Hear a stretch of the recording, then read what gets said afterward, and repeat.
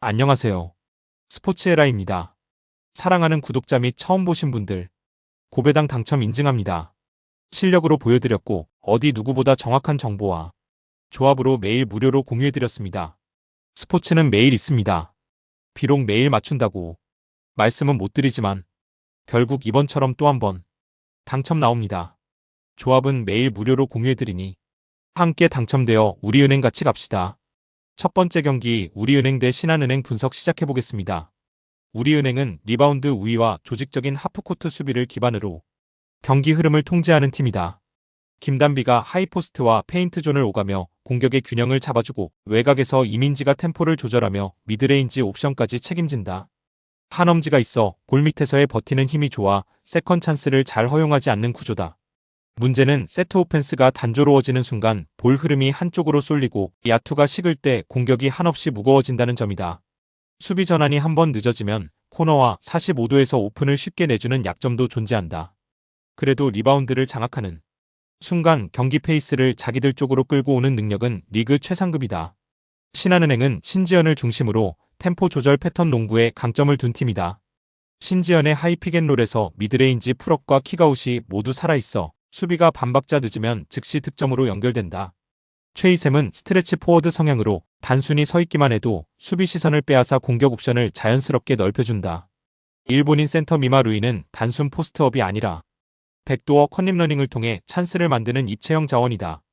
타임아웃 이후 세트 플레이 완성도는 리그 최상위권이며 한두 번의 패턴 성공으로 경기 흐름을 순식간에 바꿀 수 있다. 클러치 구간에서 신지연의 선택이 흔들리지 않는 것도 팀이 믿는 강점이다. 이 경기는 골 및 힘싸움 vs 세트 플레이 완성도의 충돌이다. 우리은행은 리바운드 우위를 통해 페이스를 낮추고 자신들의 하프코트 농구를 끌고 가려 한다. 신한은행은 리바운드 열세를 감수하더라도 한두 번의 세트 성공으로 런을 만들며 경기 흐름을 뒤집는 팀이다. 후반 들어갈수록 신지연의 패턴 농구가 무게감을 가지지만 우리은행이 초반 리바운드를 장악하면 쉽게 무너지지 않을 수도 있다. 결국 어느 팀이 더 오래 자신들의 강점을 유지하느냐가 승부로 직결되는 경기다. 두 번째 경기 삼성화재 대 한국전력 분석 시작해보겠습니다. 삼성화재는 아이가가 거의 전부라고 해도 과하지 않을 정도로 의존도가 높다. 국내 자원들의 기복이 심하고 최근 3연패 동안 에너지 레벨 자체가 크게 떨어졌다. 서브 공략이나 사이드 블로킹도 흔들리며 세트 초반 흐름을 잡지 못하면 그대로 무너지는 모습이 반복된다. 리시브가 흔들리면 아이가에게 과부하가 걸리고 공격 루트가 단조로워지는 악순환이 이어진다. 홈 이점은 있지만 경기력 전체가 무너져 있어 반등의 계기가 쉽게 보이지 않는다. 수비 집중력이 흔들리는 순간 연속 실점을 허용하는 패턴도 뚜렷하다. 한국전력은 최근 분위기가 확실히 올라와 있다. 베논이 빠르게 팀 전술에 녹아들었고 국내 선수들의 서브와 블록 라인도 안정적이다. 최근 5경기 4승, 그중 2경기는 셧아웃 승리일 정도로 상승세가 뚜렷하다. 세트 중반 이후 득점 루트가 다양해지며 상대 블로킹을 흔드는 패턴도 눈에 띈다. 리시브도 큰 흔들림 없이 유지되고 있어 베논 중심의 속도감 있는 공격이 나온다. 연승 속에서 팀 사기 자체가 확실히 올라온 상태다. 전력 차이는 크지 않지만 흐름의 차이가 매우 크다. 삼성화재는 아이가 외에 확실한 해결책이 없고 전술적 변주도 제한적이다. 한국전력은 최근 경기력의 안정감과 흐름을 타는 능력이 뚜렷하며 베논의 화력은 삼성화재 수비를 충분히 흔들 수준이다. 홈이라는 변수도 삼성화재의 현재 폼에서는 크게 작용할 가능성이 낮다. 결국 리듬과 에너지 레벨의 격차가 승부를 결정할 것으로 보인다. 세 번째 경기 한국도로공사 대 GS칼텍스 분석 시작해보겠습니다. 도로공사는 개막전 이후 8연승이라는 말도 안 되는 흐름을 타고 있다. 모마의 득점력은 리그 최상위권이며 강소희 타나차까지 삼각편대가 완성형이다. 세터 조성아의 볼 배급도 안정적이라 공격 루트가 단조롭지 않고 상대 블로킹을 흔드는 힘이 강하다. 최근 경기력은 완성도라는 표현이 가장 잘 맞고 체력과 경기 집중력도 높은 수준을 유지하고 있다. 수비 서브 리시브 어느 포지션에서도 큰 약점이 보이지 않는다. 홈에서의 분위기까지 더해지면 기세에서는 사실상 리그 최강이다. GS칼텍스는 실바가 원맨쇼에 가까운 비중을 담당하고 있다. 유서 영권민지 등 젊은 자원들이 성장하며 활력이 생겼지만 실바 의존도는 여전히 높다. 레이나가 결장한 상태에서 사이드 밸런스가 크게 흔들리고 있어 세트 후반 득점이 끊기는 경우가 많다. 블로킹 높이가 일정 구간에서 무너지는 문제도 여전히 해결되지 않았다. 그래도 화력 자체는 있어 한 세트 정도 폭발하는 그림은 가능하다. 하지만 전반적인 조직력과 완성도는 도로공사에 크게 못 미친다. GS 칼텍스가 한 세트쯤 따낼 수 있는 화력은 분명 존재한다. 하지만 도로공사는 삼각편대 중심의 구조가 너무 안정적이고 연승 과정에서 보여준 집중력도 매우 좋다. 실바 혼자서 도로공사 삼각편대와 전체 밸런스를 상대하기에는 부담이 크다.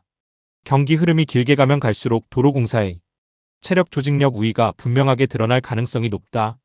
전력 격차가 그대로 경기 결과로 이어질 가능성이 큰 매치업이다. 네 번째 경기 헬라스 베로나 대 파르마 분석 시작해보겠습니다. 베로나는 개막 후 단 1승도 없는 팀으로 공격 전개가 극도로 무거운 상태다. 그래도 6무를 기록할 정도로 밀집 수비와 버티는 힘은 어느 정도 유지되고 있다. 홈 벤테고디에서의 거친 압박은 여전히 위협적이며 유일한 강점이자 마지막 희망이다. 문제는 득점이 너무 어렵고 리드 상황에서 경기를 끝낼 능력이 거의 없다는 것.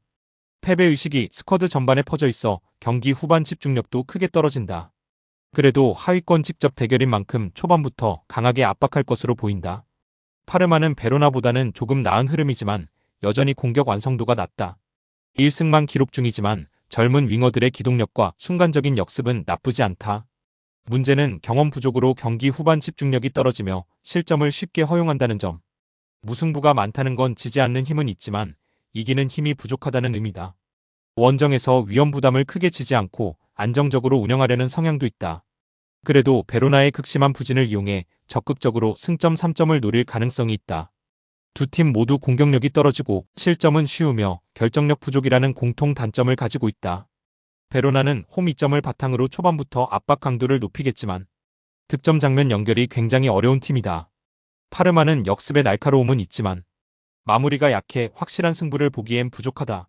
하위권 맞대결 특유의 조심스러운 흐름 속에서 경기 자체가 굉장히 답답하게 흘러갈 여지가 크다. 무승부가 극도로 많은 두 팀의 특성이 그대로 재현될 가능성이 높다.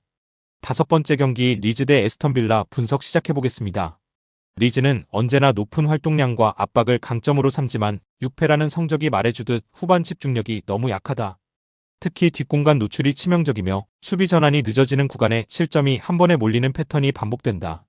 하지만 홈 앨런드 로드에서는 에너지 레벨이 높아 강팀을 상대로도 무모할 정도의 압박을 시도한다.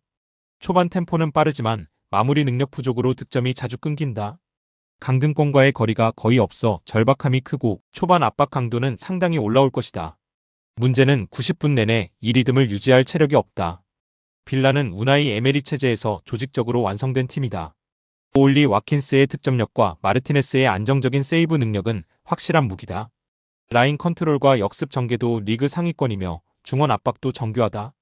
다만 가끔 원정에서 집중력이 무너져 대량 실점하는 장면이 있어 불안 요소는 존재한다. 중하위권 팀을 상대로는 실리적이고 냉정한 운영을 선호한다. 사위권 진입 경쟁 중이라 승점 3점이 절대적으로 필요한 매치다. 리즈는 초반 압박으로 분위기를 가져오려 하지만 빌라의 정확한 탈압박과 역습은 리즈 구조에 치명적이다. 빌라가 중원에서 경기 템포를 조절하기 시작하면 리즈는 점점 뛰는 양만 많아지고 효율이 떨어진다.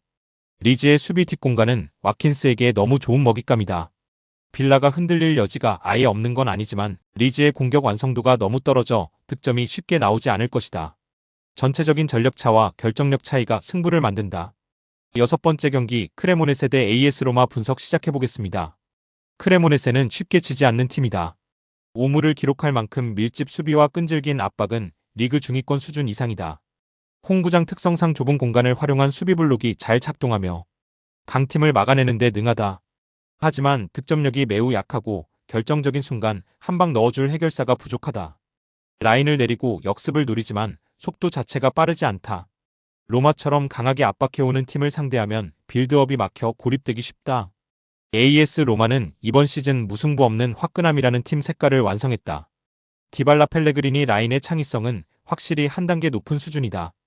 가스페리니 감독의 공격적인 라인 운영은 하위권 팀 상대로 효과가 매우 크다. 8승을 올린 경기 대부분에서 상대를 압도하며 리드를 철저히 지켜냈다. 다만 원정에서 가끔 수비 집중력이 흔들려 실점할 여지가 있다는 점은 변수다. 그래도 전체적인 전력과 결정력은 리그 상위권 그대로다. 크레모네세는 끈질김으로 버티는 시간이 길수록 유리하지만 로마의 빠른 템포와 찬스 창출 능력은 뚫고 나오는 힘이 강하다. 로마가 경기 초반부터 점유율을 가져가면 크레모네세는 박스 근처에서만 버티는 시간대가 길어질 것이다. 득점력 차이가 크기 때문에 크레모네세가 이 경기에서 먼저 실점하면 승부가 거의 끝난다. AS 로마는 이런 경기에서 승점을 잃지 않는 팀이라는 점도 플러스 요인이다. 결국 조직력, 결정력, 경기 퀄리티 모두 로마가 한 단계 위다.